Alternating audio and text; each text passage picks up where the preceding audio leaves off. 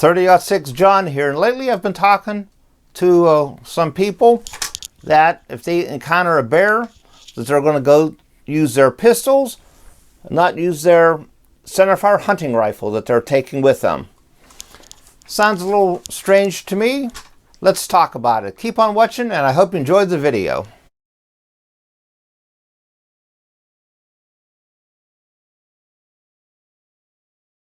I was talking to a person a couple days ago. He was thinking about getting a new rifle to go deer hunting on Kodiak, and he was picking a cartridge that I thought was rather light for Kodiak.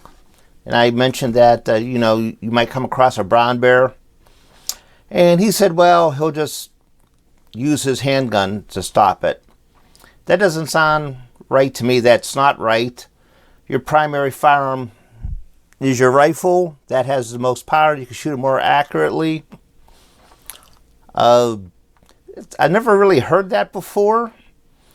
And let's review some of the pros and cons of that. If you look at the common cartridges used for bear defense, 10mm, 200 grain bullet, going about 1160.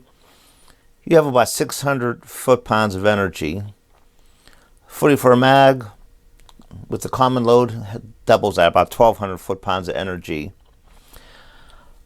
When you get up to the 454 and 460, with that weight and velocity, you're about equaling the standard pressure 4570 loads, with the 1600 foot-pounds of energy for the 454 and not quite 2000 for the 460. Now let's move down to rifles.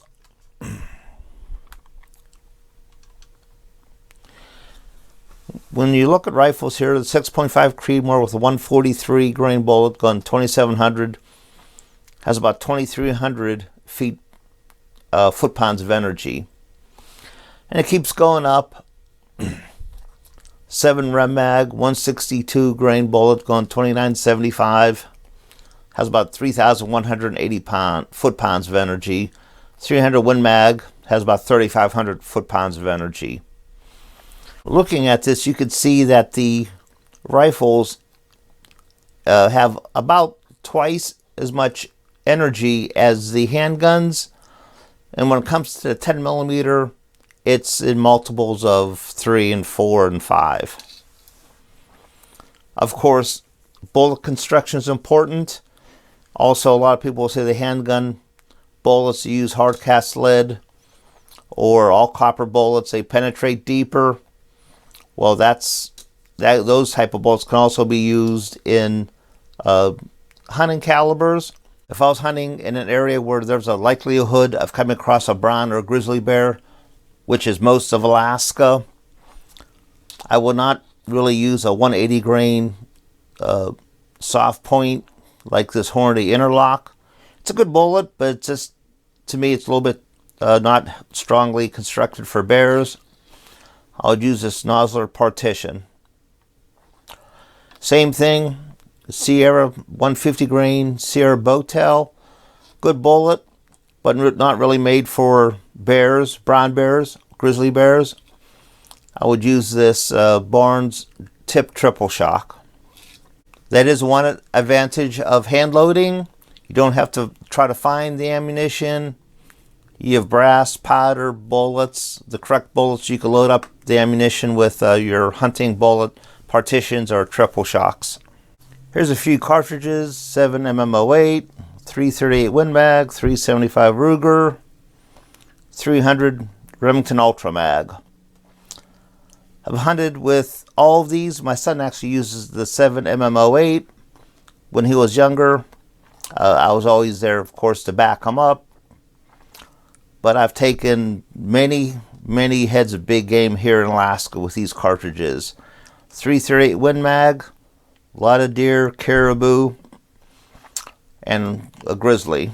375 Ruger, a couple of moose, and a black bear. 300 Ultra Mag, a lot of caribou. These have a lot more energy, and with the right bullets, This is Barnes Triple Shock. This is a Nosler Accubon. This is just a practice bullet. They penetrate and have very, very good stopping power on bears. Something like the 7 MMO8, 308, 6.5 Creedmoor. They're a little bit lacking in the weight and the velocity. When I was hunting for Sitka blacktail deer, I used the 338 Win Mag for many years, not because I needed it for the Sitka deer, but because where I hunted there's a lot of brown bears, and I had my share of brown bear standoffs, and I had my 338 Win Mag with me. Didn't have to shoot any, but it was close a couple of times. I was able to scare them off.